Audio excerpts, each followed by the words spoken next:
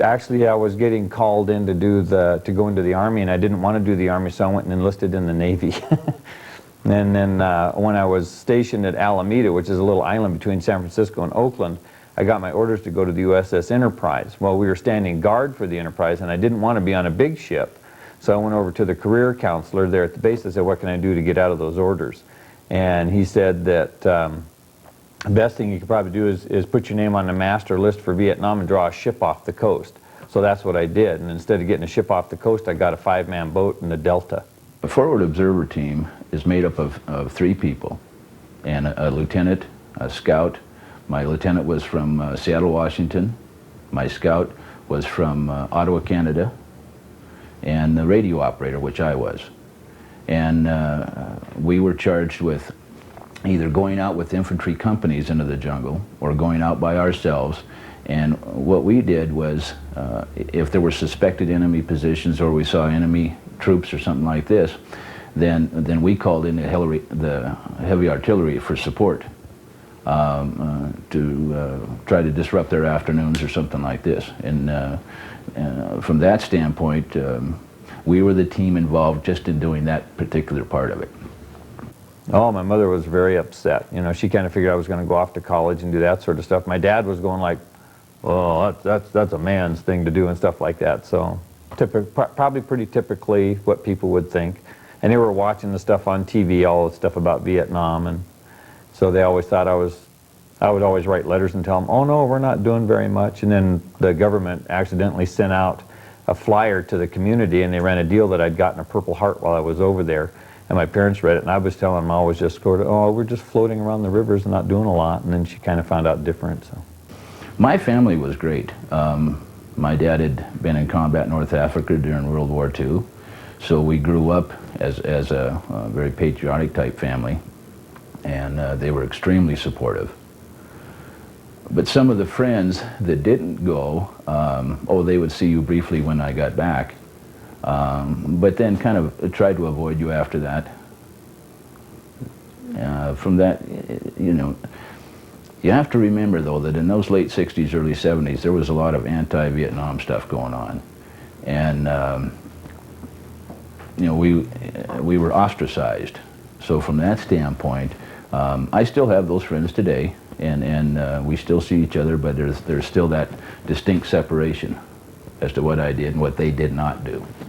So you trained in the United States together for about 4 months before you went over, so you became pretty dependent on each other to keep each other alive. So they became really good friends while you were there. So your whole boat crew was very, very tight, very together. And we had very much trust for each other. You had to. And if you didn't, they didn't last long on a boat. You found somebody to take their place. And I was lucky enough to have a boat crew that we never had to replace anybody for that particular reason. We lost people on the boat from being wounded and sent back to the United States, but we never lost any because we didn't like them. You tried your best not to get close to anybody, not in the capacity that I was with, because you lost a few here and there.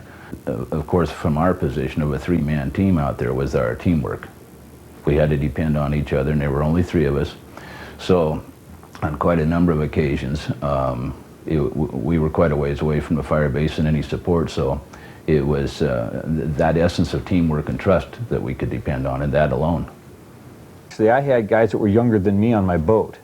So we had guys that were 18 and 19 years old that were over there. And the only person that was older than me was our boat captain, and he got hit real bad and sent back to the United States, so then I became the boat captain. So I was the youngest. The oldest guy in the boat was 21. Several times when the 3 of us as a team were 2 or 3 miles inside the DMZ or something like this, and there's no help, and you're in the middle of a whole bunch of bad people that want to catch you, yeah, you kind of feel a little bit isolated. And climate-wise, it was always very hot, very wet, and very rainy. So we'd look for bursts, cloud bursts to take our showers in, because we'd be on patrol sometimes 2.5 weeks at a time. So we looked for water wherever we could get it. Climate, as far as people go, we're pretty apprehensive all the time, always worried about what's going to be going on. Where's the next action going to come from? So that was always kind of kept a climate of fear, I guess you might say, or apprehension all the time. I was in the mountain area in the northern part of South Vietnam, and quite a bit different than the lowlands where the rice paddies were. My country was all mountains, and it rained a lot, and when it did rain, it rained a bunch.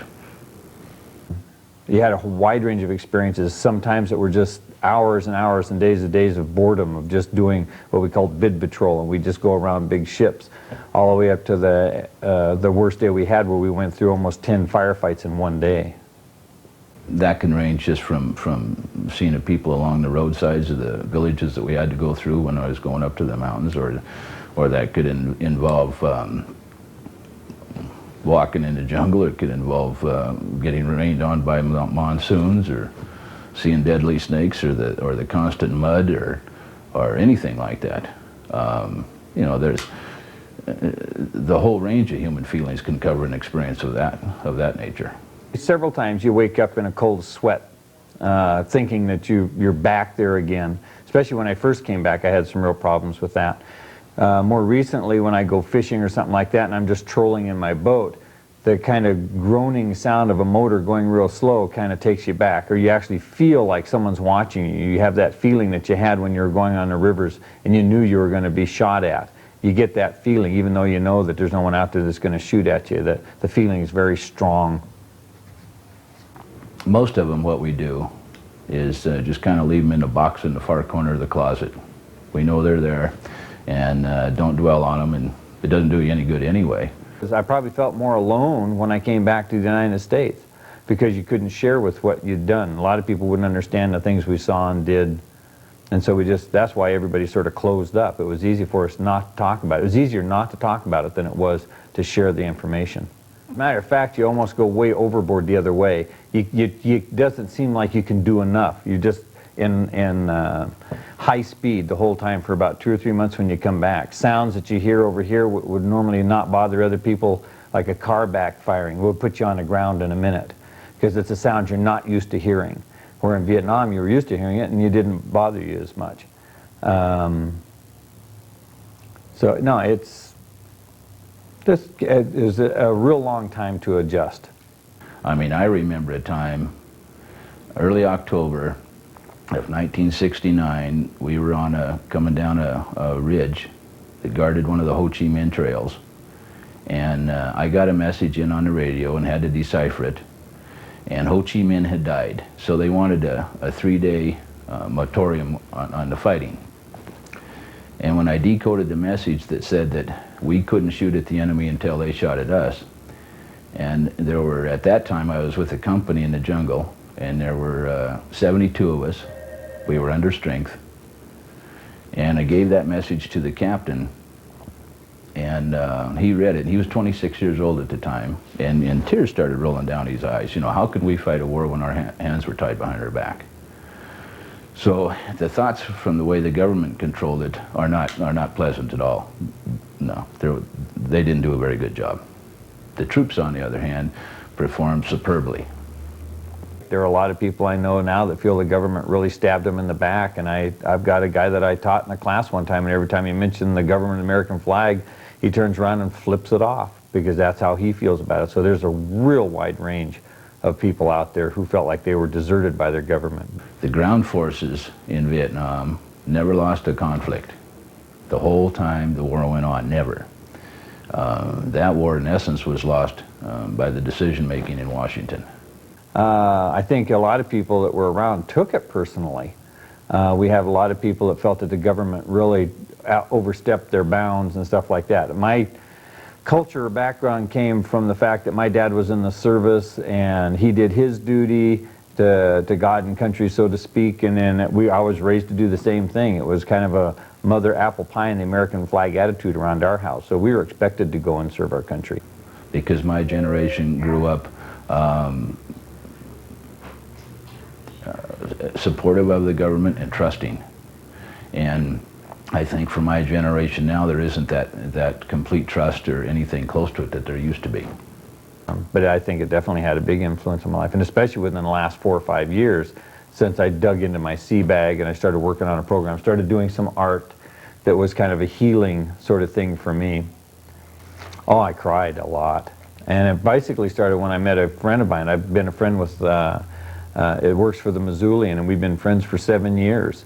And one night we were just sitting there talking. I told him I was working on this program at the college about doing the Vietnam thing. And he says, "Oh, you were in Vietnam?" And I said, "Oh, you were too." We found out we were there almost the same time.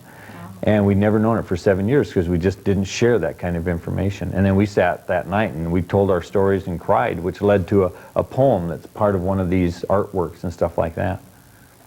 And of course, from our standpoint, we saw what the communists did to the South Vietnamese people. And I think from a better person standpoint, you learn to treat people a little bit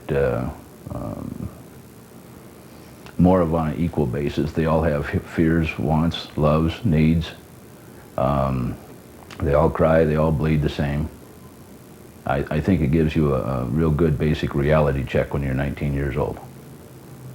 Probably the worst part was the kind of the carnage that you saw, the actual war part, you know, the people dying and stuff like that comes back to you.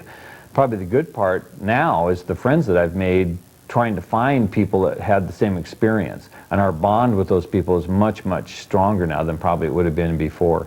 There's kind of a brotherhood or a unity between Vietnam veterans that they don't have in other areas.